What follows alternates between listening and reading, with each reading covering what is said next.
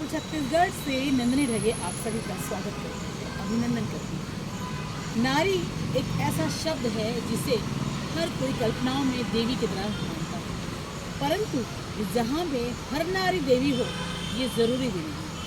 कहते हैं इस धरा में सीता है तो सूर्पनखा भी है। आज का नारियों के व्यक्तित्व के लेकर हर किसी के दिमाग में एक ऐसी नेगेटिव थॉट आने लगी है जिसे हम समझ ही नहीं पाते कि नारी का अस्तित्व आखिर जागा है।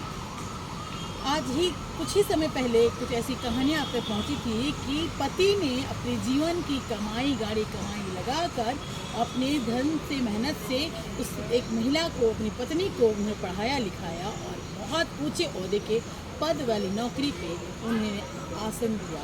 परंतु कहते हैं ना, नारी का चरित्र और नारी की कहानी कोई नहीं जानता सिवा उसके। क्या चलता है उसके मन में, क्या करना चाहती है, वो कोई नहीं जानता।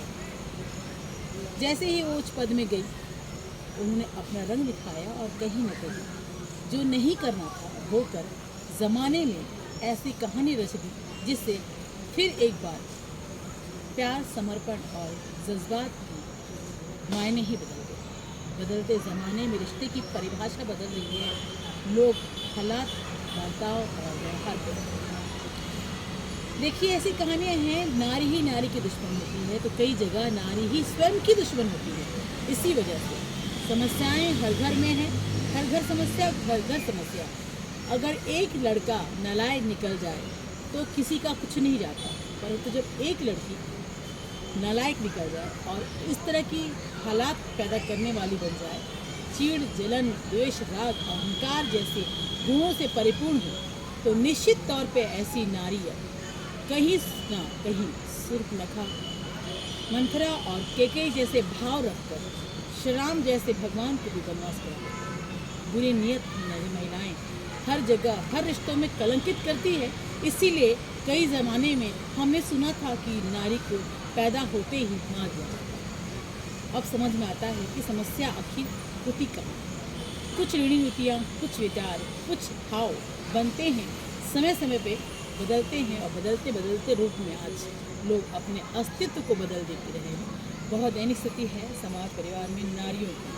कुछ नारी सीता बनकर सम्मान पाने का हकदार रखती है, परंतु कुछ वहीं सूर्पनखा अपना वार करके घर संसार को बिखराने का आसान काम करती है। चलिए हर नारी से मैं निवेदन करती हूँ कि अपने अस्तित्व को बनाए रखें, अपना कर्तव्य निभाएं, समाज में अपना मान रखें।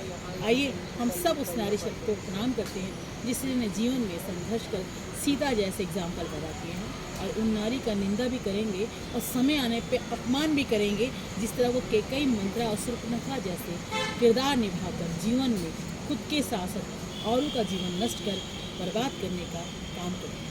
आइए फिर एक कहानी हर नारी की आप तक पहुँचाएँगे। तब तक के धन्यवाद।